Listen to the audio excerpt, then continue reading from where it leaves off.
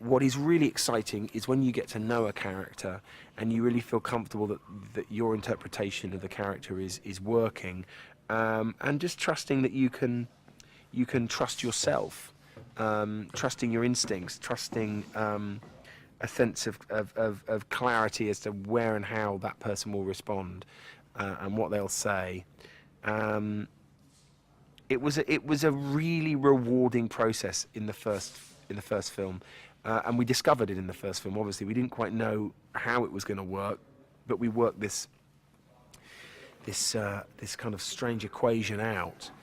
And to be honest, the one thing I was scared about coming into the second was that would we be able to just pick it up again, or was it something that just happened? And from the get-go, from our rehearsals over at Robert's house prior to filming, we really slipped straight back into it. And if anything, because we didn't have to get to know each other, this one, I hope, has benefited from the fact that we were working that process from before shooting rather than discovering it as we went along. I suppose, in general, what we really wanted to try and do this time was run with the relationship, because whilst you got a good sense of it in the first, we also had to work quite hard, obviously, to introduce the characters, to introduce the world, and to give, not backstory, but give a sense of what to expect from them. And now people know that, we were able to sort of start from the get-go at a faster rate, and with more, I wouldn't say eccentricity, but with more breadth.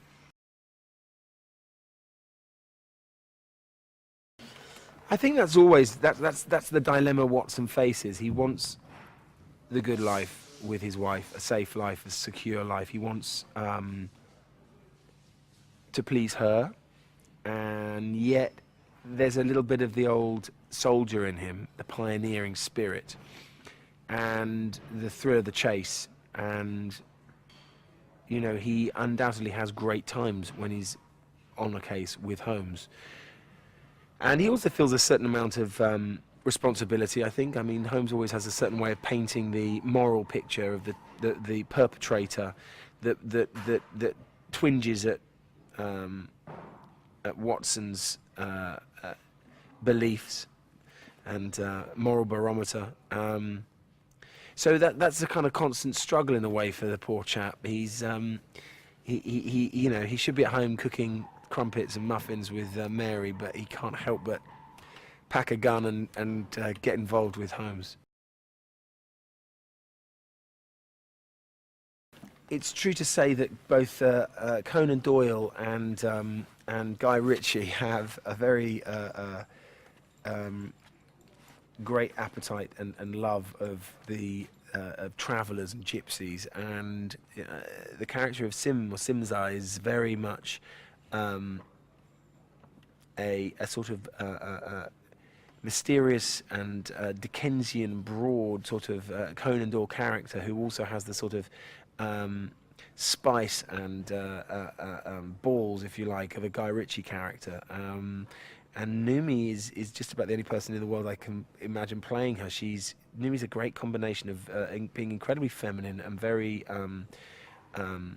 touching, and also very tough.